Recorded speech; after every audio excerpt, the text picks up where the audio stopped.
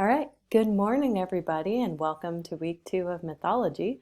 This week we're going to be looking at creation myths, which are under the content library here. And then it is under Unit 1, Creation, and it's week 2, Creation myths. So what better place to begin mythology than with the beginning, which is with creation? Almost every single religion has some sort of creation story telling how the land, animals, and people came to be.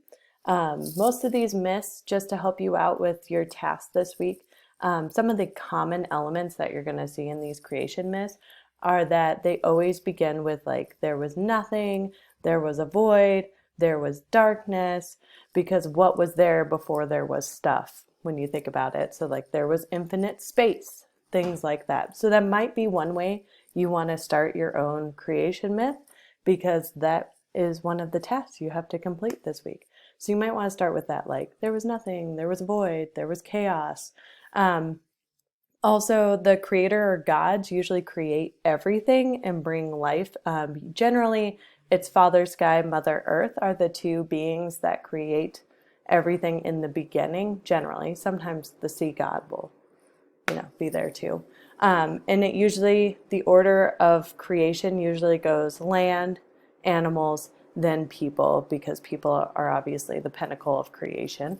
And generally, people are not perfect for some reason. There's some sort of imperfection that comes with them, and they're evil, so then they're usually wiped out with a flood or with a fireball or something like that. Like the Epic of Gilgamesh, which is the oldest myth of all time, actually details the story of a flood coming and wiping out all of the people because they were annoying and the gods could not rest, was the story behind that one.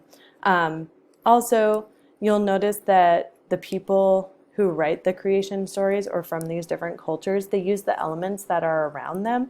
So for instance, Native Americans usually use corn in their story because that is important food and nutrient source for them. The Norse actually make people out of ice, and a giant cow licks the ice, it turns into steam, and then that is how people, or the land is created from that. Africans craft people out of red clay, and that is actually what their homes are made out of in that area of Africa. So it just depends on the culture that you're looking at. And when you go to write your own creation story, if you want to pick, for instance, like a Polynesian or like Hawaiian culture, you're going to want to look at what's important to them and research that a little bit. Do a quick Google search. If you're looking at, I've had people write from the perspective of someone like one of the countries in Africa, Native Americans, Polynesian, things like that. So you'll want to kind of research that culture a little bit, see what's a staple, what's a common element that they have in their lives, and that'll have to be part of your story as well. So I've talked briefly about your tasks for this week, but your tasks are to read over these creation myths. There's one video here about Prometheus, creating man in the Greek culture, and then there's the Mayans. And then you are going to answer the forms over here. You do not have to turn anything in on assignments because obviously it's through the form for that.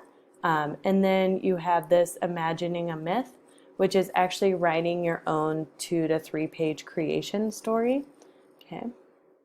And then just to go back here really quick. And so you will be submitting that one under the assignments tab in a Word document to be graded. It's 2 to 3 pages, double space, so don't panic. It's not very long. And then for an extended learning opportunity, maybe some extra credit in your future, you can actually, if you are tech savvy enough, you can create a digital story using the video editor on your school laptop. If you have an iPhone, you can use iMovie and send it to me. Any of those works. Or if you're really, really bored and you want to get your family involved and make a play and record it and send it to me, you can do that as well. Maybe get some of the younger siblings involved. That's okay too. So Let me know if you have any questions. Remember, office hours are Tuesday, Thursday from 6 to 7. It was great to see some of you last week. I hope to see more of you this week. Have a good one.